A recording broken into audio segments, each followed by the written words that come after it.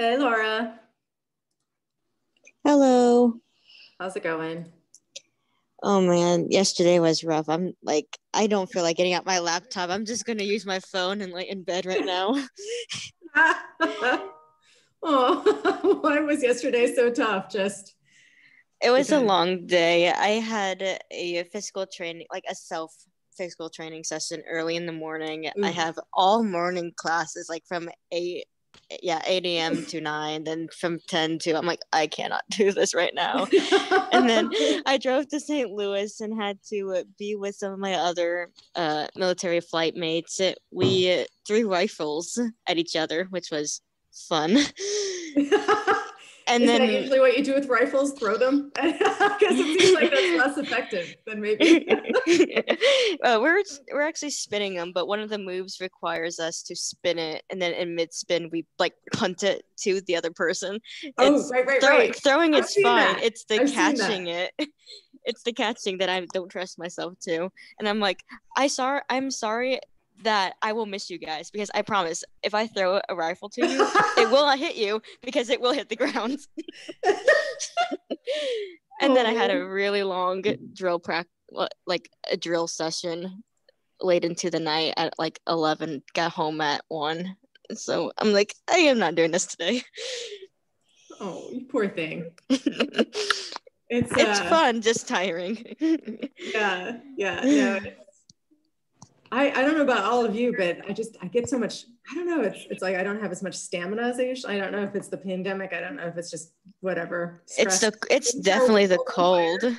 But yeah, and it's cold now. Yeah, so I'm still at home so that I can try to record this thing onto my laptop because this is the only way I know how to record this meeting.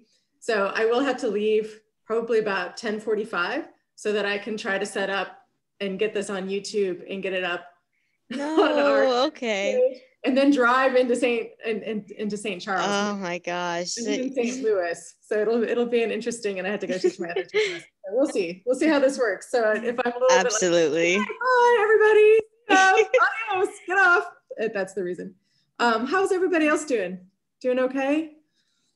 Excellent. Reagan, how are you? You've got a nice like white background. You kind of look like you're in, I don't know, heaven or something. I'm good. Okay. I need a nap. Yeah. It's like 10 o'clock and yeah. Already. Yeah.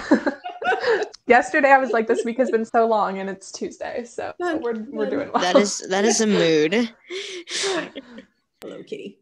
All right. So let's get started. I wanted to just kind of open the floor and see if people had any questions, any concerns about this next test. It's going to be very much like the first test, where I gave you the list of the works that we've covered.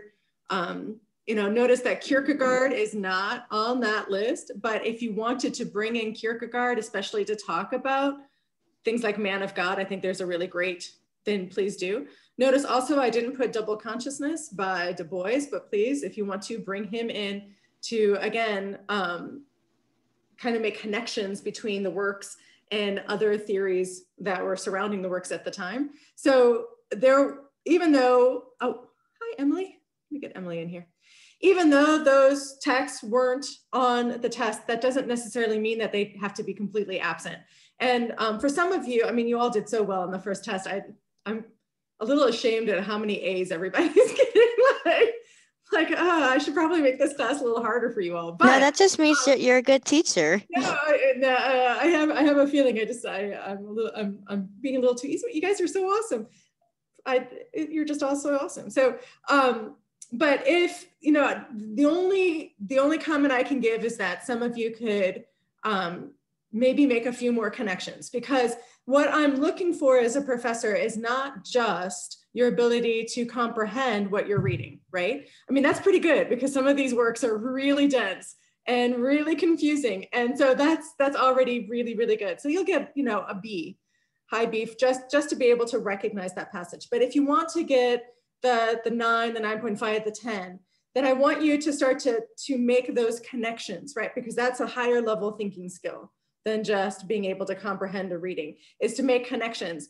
Wade has been doing that a lot with some of his readings of more classical literature, Greek and Roman literature, sometimes even more ancient texts than that, with existentialism. And that's really like this beautiful thing that happens in really creative, wonderful brains like all of yours, is that you start to make all these connections, and you can do that with stuff that you're learning in mind and body. You can do that with, maybe Du Bois and Kierkegaard, and making those connections, making connections between these different texts. You can make a connection between a text read right now and maybe Sartre that we read in the first section, or Notes from Underground. I mean, that's perfectly cool too. Does that make sense, everybody? So don't feel like you have to limit yourself to just making connections between the text read for this particular section. You can also go all the way back to Camus if you wanted to. So I'm gonna throw that out there as like a little hint when you're going into this test. The more connections you make, the deeper connections. And then let me just throw this out there too. When you make the connection, don't assume that I can see what you're seeing. So some people will say, this reminds me of love. And then they leave. And I'm like, well, wait a minute. How does it remind you of love? And how does that comparison deepen your understanding of both of those stories? So what I'm really looking for is that by that comparison, and that's what a comparison does. That's what metaphors are so strong. That's why I love similes and metaphors, because by comparing two things that seem unrelated, by doing that, you're deepening your understanding of both of those objects. Typically, deepening your understanding of the object that is more sort of abstract. So for example, for Christians, they take a look at maybe the cross, the crucifix. And that cross is both a physical object, right? But it also is tied to symbolically like a more abstract. And maybe that abstract idea might be redemption. Maybe it might be guilt. Maybe it might be the idea of everlasting life. And so this physical object also is tied to this deeper, more abstract concept. We can see that like with the American flag, for example. It's a physical object, but it has this sort of metaphorical, deeper meaning, maybe of patriotism, maybe of honor. Does that make sense, everybody? And so when you're taking two things, when you're comparing two things, what I'm hoping that you're doing, what your brain is doing, what you can reflect on this test, is that you're understanding these texts on a deeper, richer level, because you're seeing how they inform each other. And so that, oh, well, I can understand Man of God at a slightly, like a deeper level because of what Kierkegaard was saying about faith. What Kierkegaard was saying about faith being a risk. Because that's what Edmund keeps saying throughout this play. Love is risky. Love is not playing it safe, right? We often have that concept in this society that love itself is about comfort, and it's about feeling safe, and it's about not having to change yourself. Does that make sense, everybody? We kind of have that kind of collective understanding of like romantic or married love. And I think what this play is showing us is that that kind of love can be dangerously close to, right? Playing a role and becoming like staid. When I mean staid, S-T-A-I-D, this idea of like stale, of maybe inhabiting a being that isn't evolving and changing. And that we've seen in this play how that can be kind of a dangerous thing, right? That's not really love. That love itself is risky. It's about changing, it's about evolving, it's about helping each other. I think Wade talked about this, helping each other become the best version of ourselves, if that makes sense. Kind of welcoming and pushing and challenging and revealing, and that doesn't come without its risks. And so that quote I gave you from Kierkegaard that talked about a man who doesn't know himself, who doesn't unveil himself, can't truly love. When Kierkegaard goes further into that commentary, he's talking about, this might come as a surprise, not just love for each other, love for God. And so this idea that sometimes we see God, that Christians see God as a means to their ends. Does that make sense, everybody? That what Kierkegaard is saying, what Marcel says, is that very often people will see God or use God as a means to their ends, that they themselves don't like a certain group of people. Let's throw it out there. Gays, Jews, Protestants if you're Catholic, right? And that they will use God to justify that hatred. They will use God to justify that oppression. They will use God to justify, well, let's be frank, slavery, because the Bible was used throughout the South to justify enslavement. They would point in churches every Sunday to the passages that justified that the people of Ham, right? The children of Ham, dark-skinned people, should be treated this way. And that it was, God approved. So this idea then of Marcel and of Kierkegaard of saying that if we truly love God, that means that we do not see God as a means to our end. Sorry about that. We do not see God as something that we can box in, something that we can say, oh, I know exactly what God wants. He wants this and this and this and this. That to really unveil and to love God means first you have to really understand your own motivations for having faith, for going to church, for praying, for being a person. You have to be incredibly honest about that if you want to really have a, like this risky faith relationship, because faith takes risk. I'm hoping that makes a little bit of sense to all of you. That Kierkegaard is not just talking about love for each other. He's talking about love for God, having faith in God. And that very often, again, we see faith in God as being some sort of safe thing, like a comfort thing. And for Kierkegaard, it should involve risk. Because the minute you think, oh, I know exactly what God wants, is the minute that you're missing, you've missed the boat. Does anybody want to jump in? Do you have any questions, comments, concerns? Let me just open the floor and I'll get the chat going too, in case the chat, y'all wanna. Could I ask something? Yeah. I wanted to know Kierkegaard's kind of his theory on choice. I want to know what he means by I just kind of forgot. It kind of left my mind. So I don't know if you could kind of shed light on that.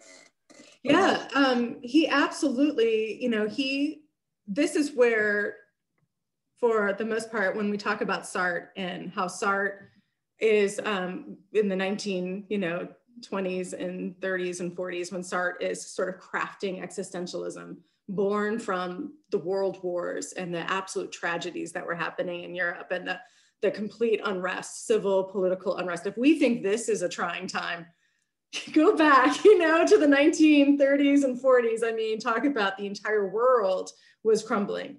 And Sartre is coming up with this existential philosophy, and he's reading Kierkegaard, and he's reading Dostoevsky, and he's reading all these wonderful writers and kind of coming up with his particular stance. And what he really takes from Kierkegaard is the emphasis on the subjective perspective, taking prominence over objective perspective. And Kierkegaard is one of the first to really talk about the importance of the subject when it comes to understanding the world, understanding faith, understanding each other. And I know that's I know, Nick, that can be kind of confusing, but the subjective, we talked about that, he keeps talking about the inward, right? How do we know the truth? What truth is really important to us? And for Kierkegaard, the truths that really matter to us are not the objective ones, like the War of 1812 happened in 1812, or I was born in 1972. Those are not facts. Those are facts, right? Those are objective truths, but they're not very meaningful to us. The real meaningful ones are the ones where we subjectively come to our own understanding, the truths that we reach through our own experiences and actions and choices.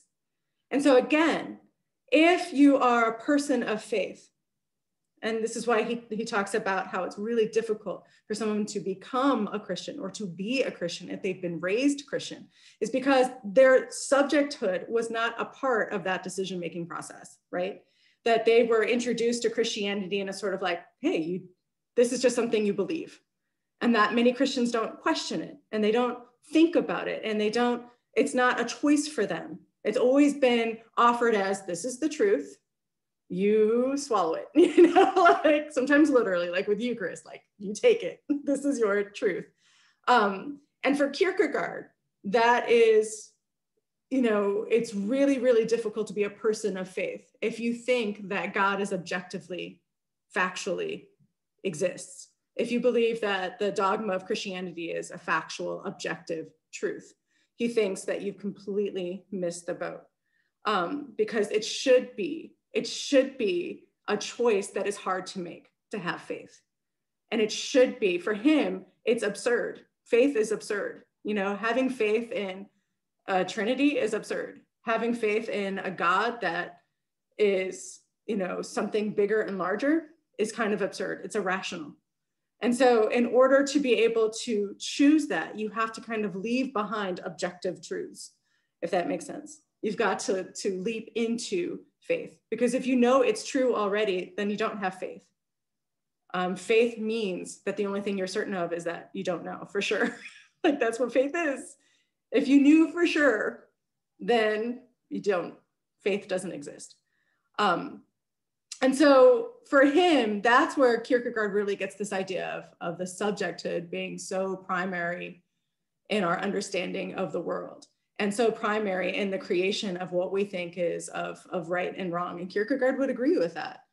You know, if we're following a path of, I'm doing these actions because God told me that they were good, and I know God told me this because I go to the priest and the priest tells me this is what God says is good. You see, like, that doing the right thing in that circumstances doesn't take your subjective agency. So Kierkegaard is really about agency. It's about really discovering these things for ourselves. And so you can kind of see that sprinkled throughout. Yeah, good. So Olivia wants to know if we can go over Man of God and Marcel's purpose for writing the story. What do you all think? I mean, that's a really, really open, subjective question. Right there. What do you think Marcel was trying to tell us about what it means to be a man of God?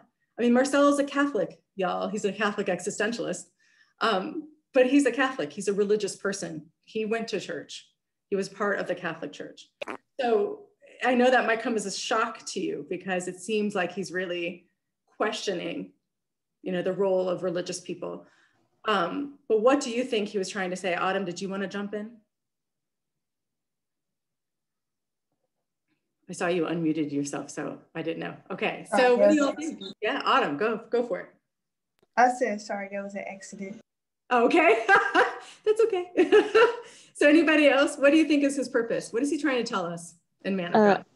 I'll take a stab at it. So it seemed to be he was trying to make a point that, yes, it is good that you're religious, but there should be a point where you also need to be as a person. Your profession should not overwhelm your duties as being to your family as it should be to God. Like I said, yes, it's great that you have religion, that you're following it, but they're two different duties, and they sometimes they coincide with each other, but when they clash, sometimes there's a choice you have to make. Good. So a role profession should not take over being a person or a human. What does that mean to be a person or a human, everybody? I mean, as a person or a human, aren't we just a collection of the roles that we play? So I'm a mother, I'm a teacher, I'm a wife, I'm a cat owner, I'm a house owner, I'm a sister, just helped my sister yesterday. I mean, isn't that what we are, a collection of our roles? I would say, oh, go ahead. I was gonna say, like, being human is like not only like our roles, but also our actions as well, because, you know, like Sart said, we are defined by our actions. So like being human's not only about, you know, one particular role or profession. It's about our, you know, anxiety. It's about our like choices that we make. It's about like our loves, our passions. It's not just a role. We don't just fall under one category. If you're a Christian, you know, you're not just one thing. You know, we're a blend of things. We're a spectrum, I would like to say. And Nick, I want to kind of take that a little further. Not only is it our actions, but I would also say the results of our actions, of our successes and our failures. They impact not only us, but the people around us. And then it kind of goes back to what, oh my gosh, I cannot pronounce his name. The author of Notes from Underground, when he said that, oh, I had my thought and it ran. Oh, there we go. When you limit yourself to one thing, you you're no longer conscious anymore. You're limited. You are in this little box and you cannot grow. Whereas the overly conscious man, he sees that there's just so much bigger to the choices and the results of what we do in our lives. So I'm going to push back on all of you though. Like, let's take a look at Claude. I mean, he is a really, like, by all sort of Christian norms, human norms, he is a good man. He forgave his wife of infidelity, something that many of us would have a very hard time doing, right? Forgiving our partner, our married partner, for infidelity. He forgave her, and not only forgave her, but acted very kindly towards her. He never seemed to be accusatory towards her. He never seemed to be, needling her in any way. Like, how many of you would be able to do that? Truly, you would be able to forgive your partner and not every once in a while needle them, like, just by a little comment or a little look, just kind of make them feel some of the pain that you felt. Does that make sense, everybody? I don't get any evidence of that whatsoever. So, I mean, Nick, to your point, like, doesn't he then, I mean, isn't that evidence that he is a good man and that, his actions do show that he is someone who can forgive? So I thought he did forgive her, and that's great, but he used her as a means to justify his spiritual ends. So it wasn't actually his true human belief. Like, he lost his humanity at that point because he was following his role of profession. I think if we actually show our true feelings and we lift those veils, then we can only be honest and human. It's what makes us human, our feelings and opinions towards different actions that others have, because like Laura said, our actions and others' actions also define who we are. Good. Anybody else want to jump in? I know Olivia said he forgave her because he thought it was a test from God. Right. I mean, in some ways, if this were a typical play, a typical sort of morality tale, then Claude would be the hero. He would have been able to forgive his wife on a level where it was sort of wiped clean, because he doesn't revisit it. It doesn't seem to worry him. It doesn't seem to be on his mind a lot, he interacts with her as if it never happened. In fact, their daughter never even gets a hint that there was any cheating. I mean, do you know how hard that is to hide that from your kids? My kids always know when I'm a little pissed off at my husband. Truth be told, they're watch out, mom's not happy with dad for some reason. And so there's, he was able to forgive on a level that kind of wiped the slate clean, which is kind of what we're told to do as Christians, right? To forgive on that kind of level. And but I think what Marcel is trying to show us is that there's a kind of danger in that, and that perhaps that's evidence that he never really loved her in the first place. That's what she says. Your forgiveness cost you nothing. Does that make sense, everybody? Because he didn't love her at the level where her cheating was anything more than a test from God. So he didn't see her cheating as necessarily a reflection of where their marriage was at that point. Does that make sense? It's not like he acknowledged we were having, they acknowledged this 20 years later, but at the time, it doesn't seem like there was any discussion about what led to her infidelity in the first place. The fact that they were really not intimate with each other on any level, it seemed like, that they weren't even really talking to each other, that he was going through a spiritual crisis and she had no idea, that they were not really connected. And that's partly there are lots of hints throughout the play. That's partly the reason why she sought that kind of passion and that kind of love elsewhere. I'm not saying that she's excused. Please don't hear that cheating is quote unquote ever justified. But it doesn't happen in a vacuum either. Does that make sense, everybody? It doesn't happen in a vacuum. And so here he is, the fact that he was able to forgive her and not ever needle her, the fact that he was able to forgive her and it wouldn't gnaw in the back of his mind, I think to some degree for Marcel is proof that the love he felt for her in the first place was less than human. Because as Nick says, I mean, that's a very human response, right? To have those, you know, to be concerned. And that's why she keeps saying, like, you're so cold-blooded when it comes to me. You're so cold-blooded. Because it seems as if my affair doesn't even bother you on an emotional level. It only bothered you on a spiritual level, but it never bothered you on a like an emotional love level. And so I think Marcel is saying that there is a way, like Laura implies, there's a way to be a person of God, right? There is a way to have faith without giving up your subjecthood.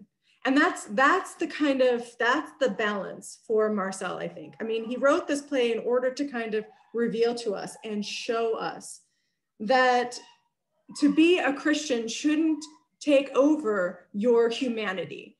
And to be a Christian person of God doesn't mean that you give God all the agency. You give religion all the agency. You're supposed to still be an agent and choosing and being a human and reacting and loving each other in very human ways, which honestly is a lot more different and difficult than being a true Christian. You know, Anna says this in Love, that it's so much easier to be a saint than it is to be a person. It's really easy to love everybody on that sort of generalized level. It's really hard to love somebody when you really see all of them and when you're really honest with all of your darkness. It's much, much, much more difficult. Uh-oh, my computer wants to restart.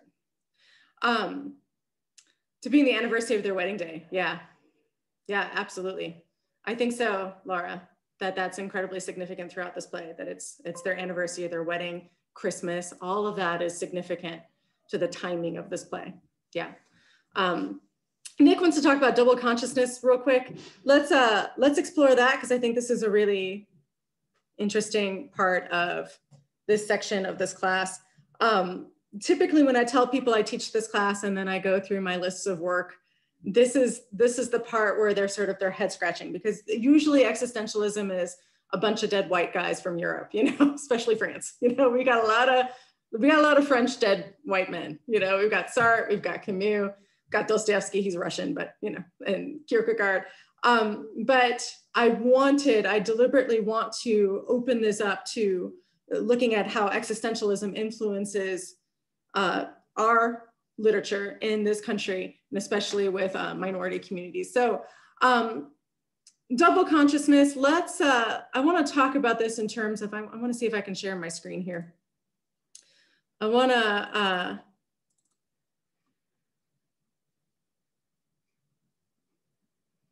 to show you depictions of Sambo.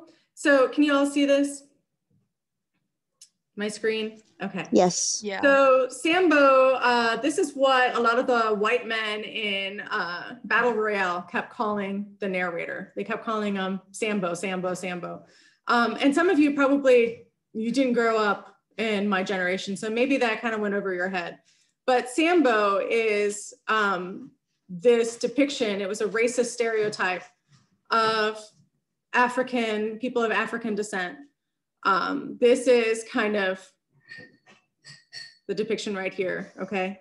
And then I wanna show something really quick about this idea of double consciousness, of always being measured by a tape, always being measured by a society or a culture or a community that will look at you with either fear or pity, right? And we talked about that in class, how pity, looking at somebody with pity, you still feel superior to that person. Does that make sense? It's not empathy. Pity is not empathy. Empathy is when you try as hard or maybe have similar experiences so you can actually put yourself in somebody else's shoes, or at least come as close to it as possible. That's empathy, right? And sometimes that's hard to do if you don't have a lot of experiences, you know, but hopefully that's also why, let me just throw it out there, for existentialists, suffering is not a bad thing, you all, because suffering can help us become more intersubjective with each other. It can help with intersubjectivity, actual suffering, physical suffering, emotional suffering, mental suffering. That kind of suffering can actually help us achieve kind of inner subjectivity. But I want to show you, so when double consciousness, when Du Bois is saying, we walk, Black people walk in this country feeling like we are a problem, that for whites who are, let's just put it out there, racist, we are a threat, a danger, simply because of the color of our skin. And I think we know of plenty modern contemporary examples of somebody who's, you know, the police are called on them because they are jogging, or well, actually sometimes they're killed, jogging while Black, shopping while Black, napping in a car while Black, smoking while Black, which is what happened just a few days ago when a man was shot. They were smoking in their car, so they didn't smoke in front of their kids. That there's a danger, that you're seen as a threat, a danger, right? So fear. But then there's also pity. And so what Du Bois is saying, even for, you know, white community who feel, who are more liberal, they will look at African Americans, that he calls Negroes, that was the politically correct term at the time, through the lens of pity. Oh, poor you, you have to deal with all this racism. Does that make sense, everybody? And think about that. Think about that, kind of walking around with that double consciousness. One, you are an American. One, you are an African American, right? And you're walking around with this double sort of identity, and they're sort of warring with each other, because as an American, because you're African, and you have, right, that you're dealing with all that racism, that it's never, the mirroring the two, combining the two, they're always warring with each other. And you see that with Clay, and you see that with the narrator in Battle Royale, that there is this battle, because as we've seen, the ability to be a true, you know, like a comfortable American that's just accepted as an American, there's always going to be pushback. There's always going to be, okay. So I want to throw this out there though. Can I throw this out there? I'm so sorry. Okay, I don't know. Sometimes I don't know how to approach this because it's kind of radical, but this is part of Dutchman. We often talk about racism as in the obvious oppression of Black folks. What we don't often do is talk about white superiority, and that is kit and caboodle with this whole thing, right? And that, again, Black served as an other for white community to justify their white supremacist beliefs. So I don't know if you've heard of this book, Stamped, from the beginning, The Definitive History of Racist Ideas in America. It's awesome, I read it this summer.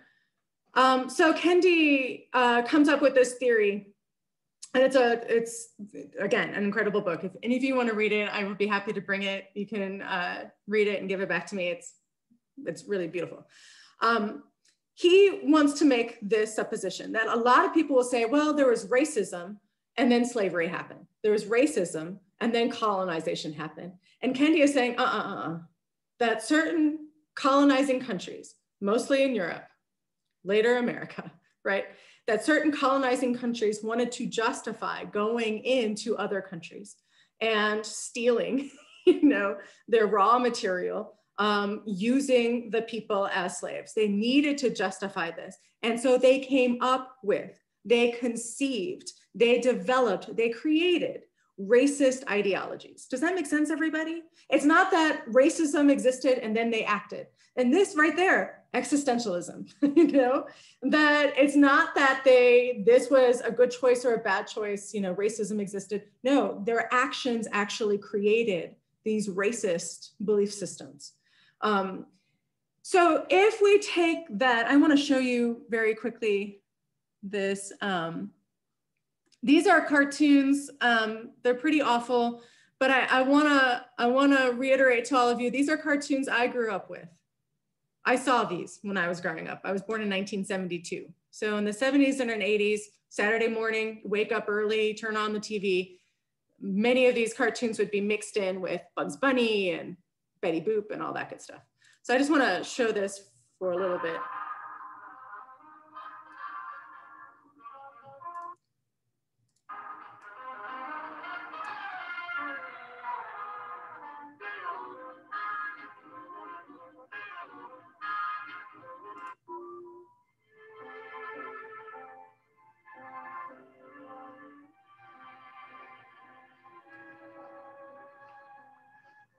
So you see that lazy town laundry.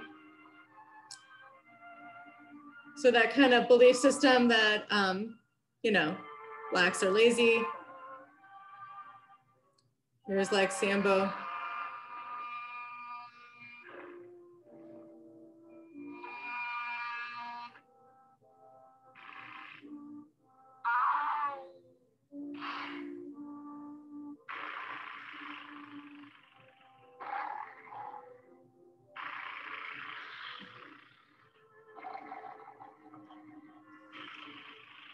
Here's a couple more. Listen, Mammy, there ain't no way to wash clothes. What you all need is nothing. What you all need, really? I'll show you what I mean. In America, lives two place where everyone goes. To see the way a washerwoman washes her clothes. If you like boogie woogie rhythm, she's gotta be. Let the boogie woogie washerwoman give you a treat on every afternoon. So I just wanted to show you a little bit of, what I grew up with in terms of seeing African Americans through a certain lens, right? And getting sort of those stereotypes, getting that kind of, you know, subliminal and sometimes not so subliminal messages about white superiority and Black inferiority, okay? And so when we look at these, and to me, this is what's really interesting about Dutchman, you know, when he goes on that rant and he says, look, don't take away the very few options for self-expression, the blues, jazz, music, poetry. Don't take that away from us.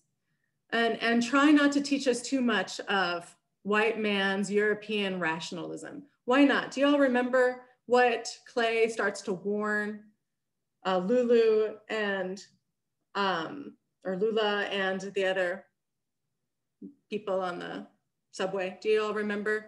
Why does he warn? Why does he say, look, don't take that away from us. Don't take away our Black culture. Don't try to assimilate us so much that we agree to and imbibe and become white people. Why not, everybody? Do y'all remember?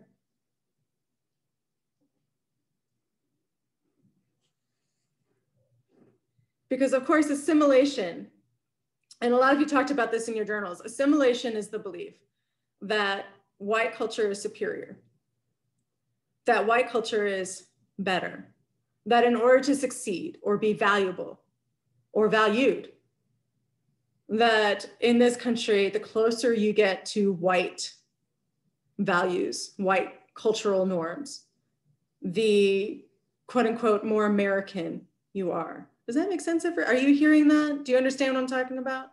So it'll confirm, basically, like their stance or their view. That's right. That's right. So assimilation, the very idea of assimilation is not a melting pot. You know, because a melting pot would mean like you take this over here and then they kind of all meet in the middle. Assimilation is, these are the sort of social norms and the social standards. This is what it means to be successful and to be valued and to be seen as worthy.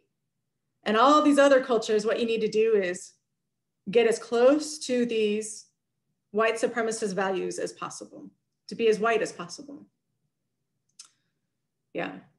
And so what he's saying, Clay, at the end there, if you look really closely at that, it's really beautiful. What Baraka is doing is he's throwing that all on its head, because what he's saying is the worst thing that could happen to this world, the worst thing that could happen to humanity is for more of us to act like white people.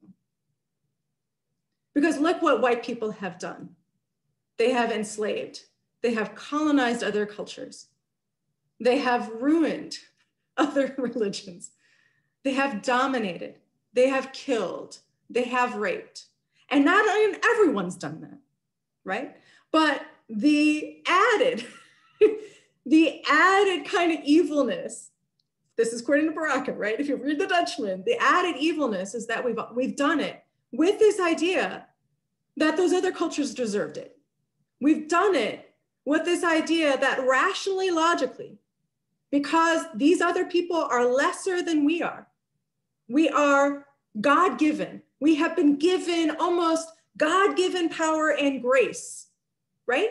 I mean, think about the colonization of this country, y'all. You know, think about this idea of like Western expansion. Why could we decimate and hundreds of thousands, millions of indigenous people? Is because we believed our culture was superior. We believed our way of life and our religious beliefs should, right? They should dominate. God gave us his permission. It has to be embedded. Otherwise, how could we justify? And so Clay says, you better not teach us too well. You better not want us to be like white people. Because if we are like white people, we will do to you what white people have done to us. We will kill you, and we will do it thinking you deserved it. We will do it, and we will justify it using your logic and your rationalizations. And so here, Amiri Baraka has really thrown everything on its head, right? He's saying whites think they're superior, and they are, in terms of like just how evil, just how much damage they've done to other cultures. And that the worst thing that could happen is that more cultures act like we have acted throughout time. That would really decimate. And so that's his warning, is like, you better tell your dad, you better tell. Don't try too hard to make us assimilate and be like you. Because if we were like you, you better watch yourselves. You better watch it. And it's, to me, it's really powerful because it's taking that myth of white superiority, it's really turning it on its head. Why would that young Black narrator want the approval of those white men during Battle Royale? You know, he wants it so desperately, and it's necessary to succeed in America. But think about the actions of those white powerful men. They are brutish, they are animalistic, they are terrible, right? And they're also men of power. And so as readers, we are supposed to question that mythology, the myth of white supremacy. We're supposed to look at this and think, the last thing we should want for minorities is to mimic white culture. There you go. And so that's part of, the double consciousness is, how much of your indigenous African culture must you give up to attain being like an American, and how that's such a warring ideal in Black bodies. Because in order to belong in America, the idea is you should assimilate and become as close to, to bleach. He says, like, bleach our skin, bleach our blood. But they don't want to do that because he says there's so much we can teach white culture.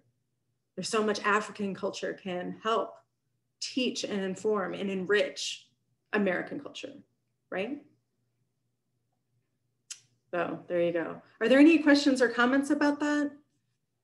And do you see, like, that's where that last speech from Clay is coming from. Anybody else depressed? I am, yeah. Yeah, Arian's like, yeah, okay, thanks. You're such a... Does anybody want to jump in about any other questions or concerns? Human nature is brutal. So brutal. I know. Yeah, I know. We're reading The Color Purple in my gender studies class, and it's a beautiful, wonderful novel, but it also shows that Liberia, and I don't know how many of you know about Liberia in Africa. How many of you have even heard of Liberia, a country in Africa? Oh, and by the way, Africa is not a country, it's a continent, just in case you were wondering. Yeah, I had a couple of students. I've heard of it, but don't know too much about it. Okay. So Liberia is the only country in Africa that was never colonized by a European country. Instead, it was formed specifically by the United States. So what would happen is during slavery, towards the end of slavery, many different groups got together in America. Some of them who were who thought there's no way that freed Black people would ever get the same rights as whites in this country. There's just too much racism. It's dangerous for them there. And then others who were like, we don't want Blacks mixing with white people, right? They're white supremacists. All these groups got together and decided to try to repatriate freed Black slaves.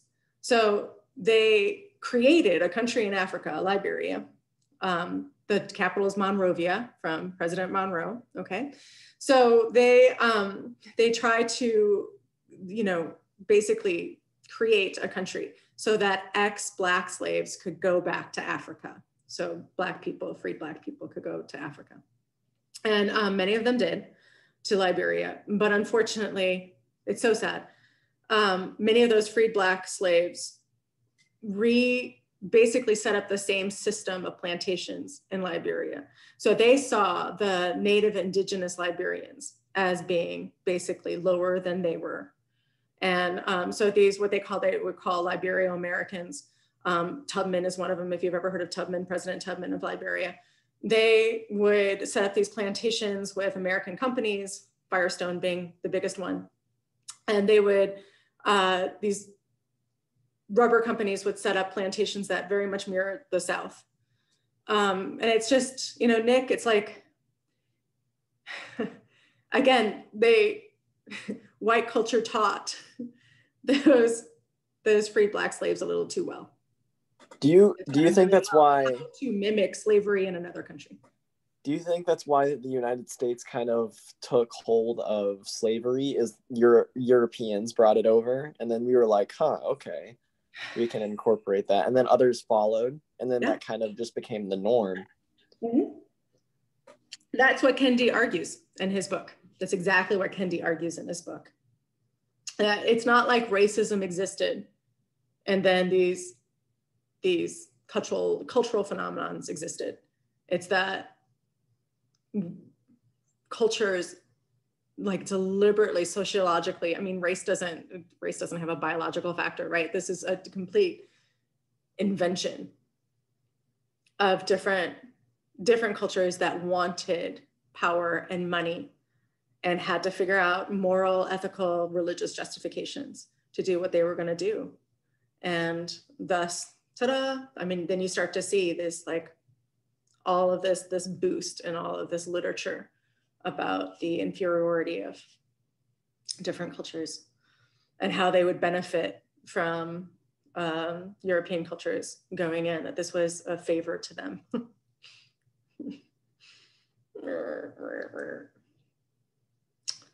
Yeah. All right, and that's just a couple of different perspectives. That's not the perspective, but it's one reason I throw these works at you, is to really start to question this idea of white superiority. Yep. All right. Anything else? We have 2 minutes. Anyone else? I hope that helped a little bit, at least give you some ideas, kind of make some of those connections. Y'all are wonderful. You're amazing. You're great. So you're going to do so perfectly well on this test. You're gonna rock it. And if there's anything else I can help you with, let me know. All right, so everybody, I will see you later, and take care. And I'm gonna go in my car and race to Linwood. Okay, bye. See ya.